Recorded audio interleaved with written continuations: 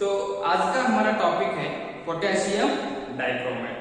तो potassium dichromate का अगर इसका हम केमिकल फॉर्मूला की बात करें तो क्या है बोले तो K2Cr2O7। तो K2Cr2O7 को हम बोलते हैं पोटेशियम डाइक्रोमेट। तो अभी हमारा नेक्स्ट टॉपिक क्या है बोले तो manufacture of potassium dichromate from chromite ore. ये बहुत इंपॉर्टेंट है, वेरी इंपॉर्टेंट फॉर 3 मार्क्स। तो यहाँ पर क्या होता है बोले तो डी एंड एफ वर्ग एलिमेंट्स में आपको 3 मार्क्स का 2 क्वेश्चन आएगा। एक क्वेश्चन क्या रहता है बोले तो हर सब फिक्स रहेगा, ये क्वेश्चन, और उसके बाद और एक टॉपिक आता है मैन्युफैक्चर ऑफ केएमएनएफ बोल के। इस दोनों क्वेश्चन में कंपलसरी एक क्वेश्चन फिक्स रहेगा। ओके, तो अभी हम क्या कर रहे हैं बोले तो कैसे पोटेशियम डाइक्रोमेट मैन्युफैक्चर करता है बोल के हम देखेंगे। कैसे करते हैं बोले तो एक क्रोमाइट ओर से हम क्या कर रहे हैं पोटेशियम डाइक्रोमेट के कंपाउंड से हम मैन्युफैक्चर कर रहे हैं। तो इसमें क्या होता है बोले तो टोटल 3 स्टेप रहते हैं, स्टेप 1, स्टेप 2, स्टेप 3। तो कौन सा भी एक कंपाउंड को हम मैन्युफैक्चर करने के लिए अगर हम स्टेप वाइज गए तो ये इजीली फॉर्मेशन होता है। ओके, तो अभी हम देखेंगे स्टेप 1। तो स्टेप 1 क्या होता है बोले तो इसमें एक क्रोमाइट ओर है। तो क्रोमाइट ओर को क्या करता है बोले तो is heated with sodium carbonate. एक क्रोमाइट ओर यानी एक आयरन क्रोमाइट ओर है, इसको हम क्या करते हैं बोले तो एक सोडियम कार्बोनेट एक कंपाउंड के साथ हम क्या करते हैं हीट करते हैं in the presence of air. तो in the presence of air heat करने के बाद तब हमको क्या मिलता है बोले तो सोडियम क्रोमाइट बोल के एक और मिलता है। ओके, उसके बाद आयरन, इसके बाद ferric trioxide and carbon dioxide मिलता है। कैसे बोल के अभी हम देखेंगे। तो यहाँ पर क्या है बोले तो इससे आयरन क्रोमाइट हो है। ओके, इसके बाद ये सोडियम कार्बोनेट है एंड ये ऑक्सीजन है। तो यहाँ पर एक ये करो, बैलेंस करो। यहाँ पर आयरन कितना है, टोटल 4 आयरन है। ओके, उसके बाद यहाँ पर क्रोमीन कितना है, 4 × 2 8, तो 8 क्रोमीन है।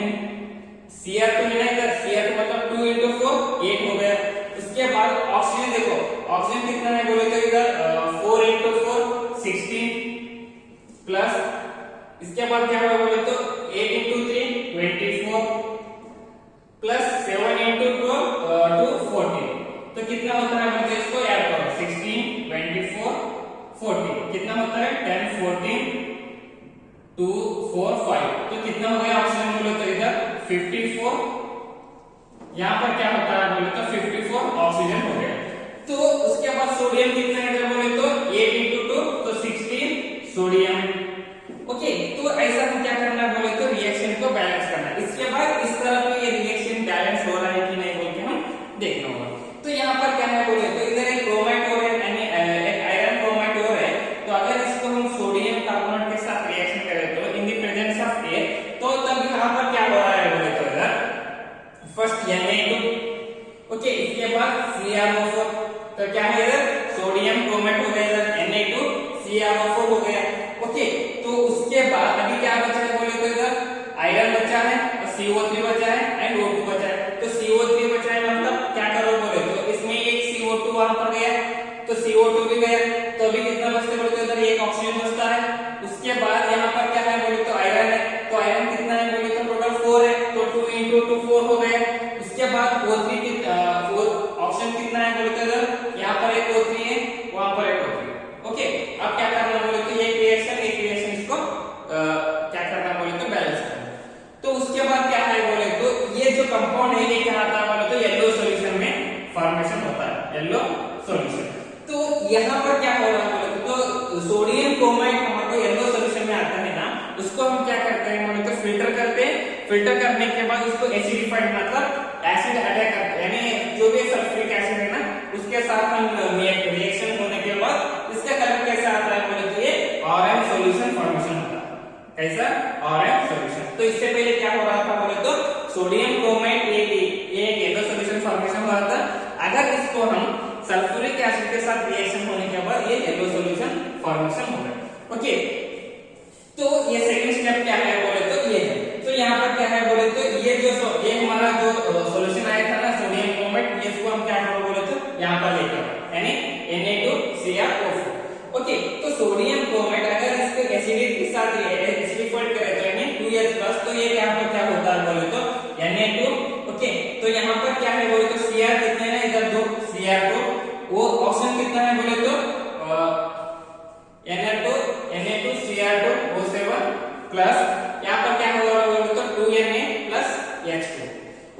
यहाँ पर अगर हम सोडियम क्रोमाइड एक एसिडिफाइड के साथ रिएक्शन करें तो ओके, उसके बाद हम क्या कर रहे हैं बोले तो अगर H2SO4 भी ऐड कर सकते हैं या नहीं कर सकते भी चलता है। ओके, तो H2SO4 ये करने के बाद यहाँ पर क्या हो रहा है बोले तो Na2Cr2O7 plus 2Na plus H2 formation.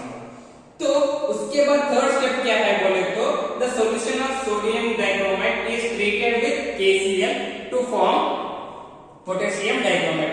अगर जो हमारे को यहाँ पर सोडियम क्रोमाइड आया था ना Na2Cr2O7, यहाँ पर इसको लेके आओ, अगर यहाँ पर लेके आए तो क्या होता है बोले तो अगर ये KCl के साथ रिएक्शन होने के बाद यानी पोटेशियम क्लोराइड के साथ रिएक्शन होने के बाद यहाँ पर क्या होता है बोले तो पोटेशियम डाइक्रोमाइड फॉर्मेशन होता है, उसके बाद 2NaCl रिएक्शन होता है। ओके, बोले तो ये जो कंपाउंड्स हैं ये क्या करो बोले तो यहाँ पर लेके आओ यानी सोडियम क्रोमाइड Na2Cr2O7। अगर Na2Cr2O7 को अगर आप पोटेशियम क्लोराइड के साथ रिएक्शन होने के बाद यहाँ पर क्या होता है बोले तो K2, यहाँ पर K कितना है 2 है, सो K2Cr2O7 ऐसे रिएक्शन फॉर्मेशन होता है। सो K2Cr2O7 लगे, उसके बाद क्या बचा है बोले तो 2Na बचा है और 2Cl बचा है, तो 2Cl, तो ये क्या हो गया बोले तो हमारा पोटेशियम डाइक्रोमाइड।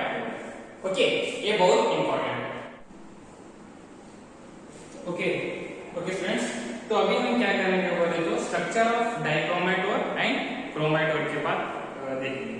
तो क्रोमाइड का क्या होता है बोले तो उसका केमिकल फॉर्मूला Cr2O4 2 है, इसको हम बोलते हैं क्रोमेट आयन।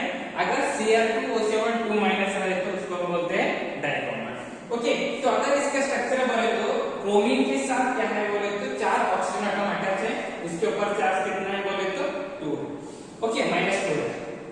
तो वही अगर हम डाइक्रोमाइड की बात करें तो यहाँ पर क्या है बोले तो क्रोमीन कितना है 2 है, तो एक क्रोमीन के बीच में एक ऑक्सीजन एटम अटैच है और ईच क्रोमीन के साथ क्या है बोले तो 3 ऑक्सीजन ग्रुप अटैच है। ओके, अगर हम क्रोमियम ऑक्सीजन क्रोमियम की बॉन्ड एंगल की बात करें तो कितना है बोले तो 126 बॉन्ड एंगल है, डिग्री बॉन्ड एंगल है। अगर क्रोमियम एंड ऑक्सीजन की बॉन्ड लेंथ की बात करें तो कितना है बोले तो 179 पिकोमीटर है। ओके, इसके बाद अगर हम क्रोमियम ऑक्सीजन की बात करें तो यहाँ पर क्या होता है बोले तो 163 पिकोमीटर। ओके, इसके ऊपर क्या है बोले तो -2 चार्ज। ओके, तो अगर इंटरकन्वर्शन रहे तो यानी क्रोमाइड से डाइक्रोमाइड करने का रहे तो डिपेंडिंग अपॉन पीएच हम कैसे कर सकते हैं बोल के हम देखेंगे कैसे डाइक्रोमाइड ओर से क्रोमाइड ओर की इंटरेक्शन कर सकते हैं with the help of pH. तो कैसे कर सकते हैं बोले तो यहाँ पर क्या है बोले तो यहाँ पर क्रोमाइड, यहाँ पर डाइक्रोमाइड है। अगर डाइक्रोमाइड ओर को अगर वाटर के साथ रिएक्शन होने के बाद तो यहाँ पर डाइक्रोमाइड क्या है बोले तो इसका कलर स्टार्टिंग में ऑरेंज रेड है। अगर डाइक्रोमाइड ओर अगर वाटर के साथ रिएक्शन होने के बाद यहाँ पर क्या होता है बोले तो एक क्रोमाइड ओर फॉर्मेशन होता है और इसका कलर कैसा रहता है बोले तो येलो रहता है। उसके बाद यहाँ पर एसिडिक फॉर्मेशन होता है। ओके, तो अभी हमारा नेक्स्ट टॉपिक है ऑक्सीडाइजिंग एक्शन ऑफ Cr2O7। तो ऑक्सीडाइजिंग का मतलब ये क्या होता है बोले तो ये ऐसा काम करता है जो +2 से जो भी एक एलिमेंट्स के ऊपर चार्ज +2 रहता है यानी +2 आयन्स रहते हैं उसको क्या करता है बोले तो +3 आयन में कन्वर्ट करता है ना, उसको हम बोलते हैं ऑक्सीडाइजिंग एजेंट्स। ओके, तो यहाँ पर क्या है बोले तो क्रोमाइड एंड डाइक्रोमाइड ये दोनों भी क्या है बोले तो गुड ऑक्सीडाइजिंग एजेंट है, यानी ये +2 आयन से +3 आयन फॉर्मेशन करता है और +3 आयन से +2 आयन फॉर्मेशन करता है। कैसे बोले तो ऐसे। तो यहाँ पर क्या है बोले तो यहाँ पर एक पोटेशियम डाइक्रोमाइड, यहाँ पर एक डाइक्रोमाइड का आयन है।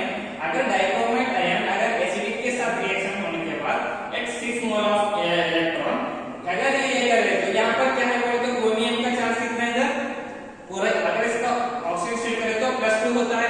अगर यहाँ पर +2 से यहाँ पर क्या कर रहा है बोले तो +3 फॉर्मेशन हो रहा है यानी वाटर क्या हो रहा है बोले तो लॉस हो रहा है। ओके, तो अगर यही हम एक एग्जांपल के थ्रू से देखें तो कैसे फॉर्मेशन होता है बोल के हम देखेंगे। तो कैसे है बोले तो एसिडिफाइड K2Cr2O7 यानी potassium dichromide oxidises iodides into iodine. कैसे पोटेशियम डाइक्रोमाइड ऑक्सीडाइज होता है आयोडाइड्स इनटू आयोडीन।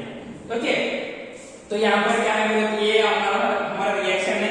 ओके, अगर यहाँ पर क्या है बोले तो आयोडीन है 6 मोल ऑफ आयोडीन।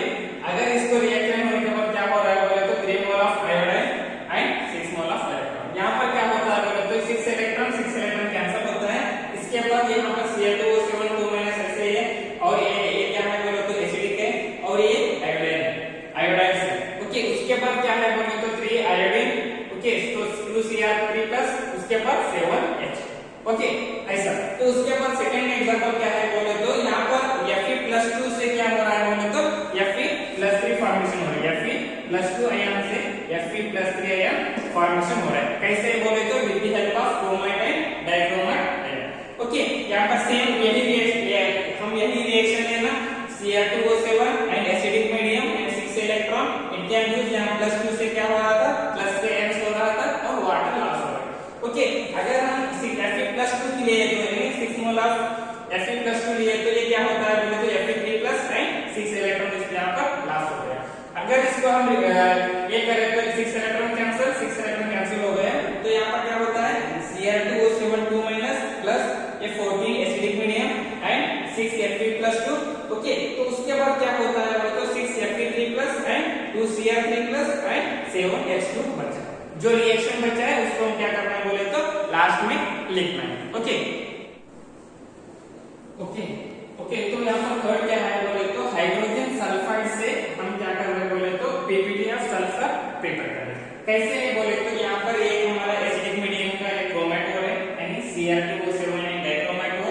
अगर एसिडिक मीडियम के साथ रिएक्शन होने के बाद एंड 6 मोल ऑफ इलेक्ट्रॉन, तो तब क्या होता है बोले तो यहाँ पर Cr+2 चार्ज से क्या हो जाएगा +3 चार्ज फॉर्मेशन होता है।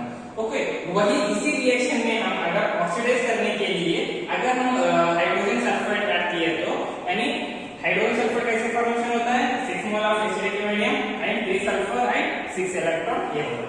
तो यहाँ पर क्या होता है बोले तो 6 इलेक्ट्रॉन कैंसिल हो गया। तो इसके बाद ये केमिकल रिएक्शन कैसे फॉर्मेशन होता है बोले तो Cr2O7 2 14 mole of acidic medium and 3 H2S। Okay, उसके बाद क्या बचा है बोले तो यहाँ पर 3 सल्फर यानी ये क्या होता है बोले तो ऑक्सीडाइज होता है। उसके बाद 2Cr3+ and 7H2O and 6H+। Okay, तो यहाँ पर क्या करो, ये करो, यहाँ पर क्या हो रहा है बोले तो हाइड्रोजन डाइसल्फाइड से अगर आपको सल्फेट प्रिपेयर करना कर रहे हैं तो हम क्या कर सकते हैं बोले तो with the help of dichromite core के साथ हम ये चेंज कर सकते हैं। ओके, नेक्स्ट क्या है बोले तो यहाँ पर टिन। तो टिन क्या है बोले तो Tin+2 से हम क्या कर रहे हैं बोले तो Tin+4 आयन चेंज कर रहे हैं with the help of dichromite core oxidise. कैसे करते हैं बोले तो यहाँ पर ये हमारा रिएक्शन है। अगर ये रिएक्शन में अगर हम Tin+2 का आयन ऐड करने के बाद ये कैसे फॉर्मेशन होता है बोल रहे हैं Tin4+ एंड 6 इलेक्ट्रॉन लेकर, तो 6 इलेक्ट्रॉन कैंसिल हो गया और क्या बचा है बोले तो ये रिएक्शन, जो रिएक्शन बचा है उस रिएक्शन को हम लिख लेना चाहिए। तो Cr2O7 2 plus acidic medium 14 and 3 Tin2+, उसके बाद क्या हो रहा है बोले तो 3 Tin4+, उसके बाद क्रोमियम 3+ एंड वाटर। तो यहाँ पर क्या होता है बोले तो जो भी आयनिक इक्वेशन है वो ऐड करने के बाद क्या होता है बोले तो हाफ रिएक्शन फॉर्मेशन होता है। तो वो क्या होता है बोले तो mostly potassium dichromate to the half reaction for reducing agent. मतलब ये क्या है बोले तो ये हमारा हाफ रिएक्शन है, जो भी पोटेशियम डाइक्रोमेट है ये सारे क्या है बोले तो हाफ रिएक्शन है, और हाफ रिएक्शन क्या कर रहे हैं बोले तो एवरेज रिएक्शन ऐड करने के बाद हमको एक फुल रिएक्शन मिलता है। ओके,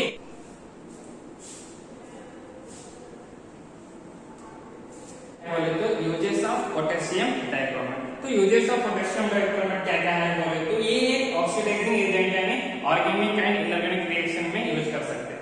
ऑक्सीजन का मतलब अभी हम देखे थे एक +2 आयन को हम कन्वर्ट करने के लिए +3 आयन या Tin+2 को Tin+4 में कन्वर्ट करने के लिए कैसे करते हैं बोले तो with the help of potassium dichromate हम ये आयन एक्सचेंज इंटरचेंज कर सकते हैं।